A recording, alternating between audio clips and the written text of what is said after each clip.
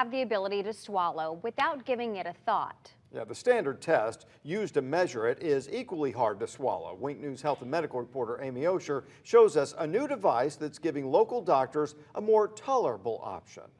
From drinking, eating, to taking pills, people with swallow disorders may feel like they're choking. So we really want to check people's esophagus and look at the motility, or how strong and coordinated their esophagus is to swallow. The go-to test was so disruptive that patients struggled. Some can't even get through the test.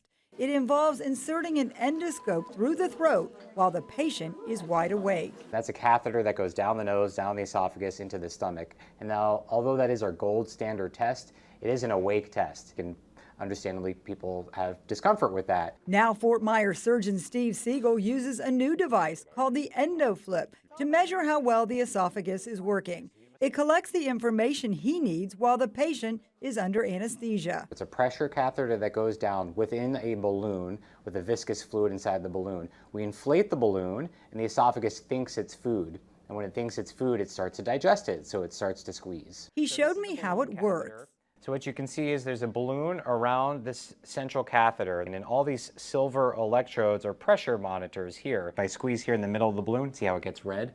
That's the pressure of me squeezing right here. In real time, he pinpoints the problem. Nobody should really have to stay at home suffering, not getting this worked out and sorted out. So coming to a diagnosis is important because things can be easily treatable. Making the whole process much easier to swallow.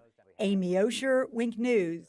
Amy, thanks. Now, because the test requires a patient to go under anesthesia, it's often done as part of a larger exam that includes a camera to look for things such as ulcers.